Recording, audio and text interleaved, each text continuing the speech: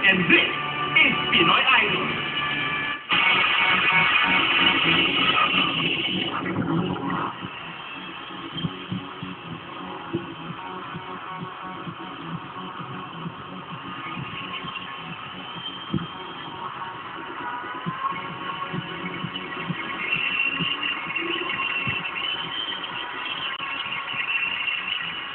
Mira, voy para aquí.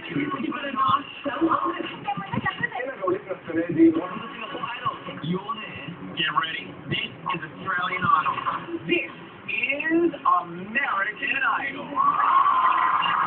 Watched by 37 million viewers in the U.S. alone, and in over 40 territories worldwide. Global voting has now reached the 3 billion mark. Break! Break! Argentina. Providing truth controls brought me here. You're another one that I'm going to send my doctor's bill for destroying my eardrum. Ang idol na ang may pinakamalawak, pinakamalaki, at pinakanamulang talent search sa mundo.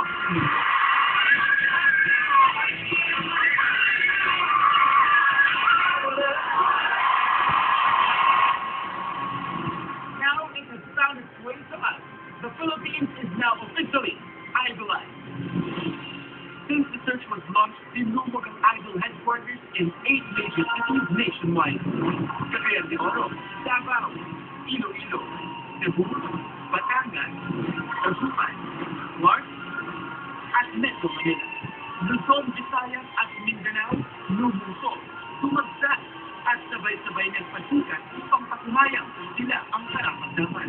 Thousands numbers like you in my life. Hope in eternity.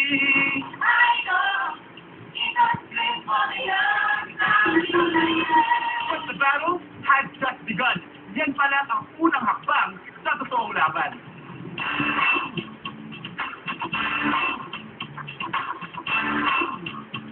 Ang libo-libong nag-aasam maging Pinoy Idol ay dapat pumasa sa panlasa at pagsilali ng 3 mapanood jurado.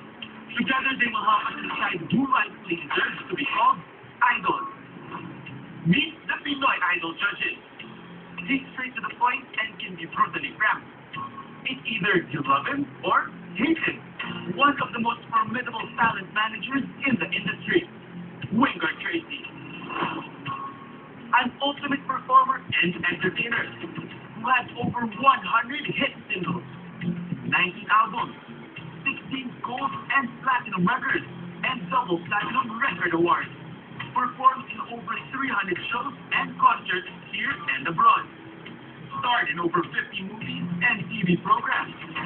The ultimate singer and composer, Ogie Agatin. She captured the hearts of many Filipinos as a popular and multi-awarded TV host and actress. One of her generation's most celebrated Philippine pop icons, Jolina Magdangal. Your votes count, but your voices matter. Wingard Tracy, Jolina Magdangal, and Ogie Agatin. Once the nationwide roundup is completed, everyone is taken into a bigger battlefield dahil ito na ang simula ng tunay na salpukan. From the thousands who came, only 200 shall make it to the final call. Kung saan halos kalahati ang mananatili at higit sa kalahati ang pauwiin. From there, 45 shall be chosen, kung saan magmumula ang top 24.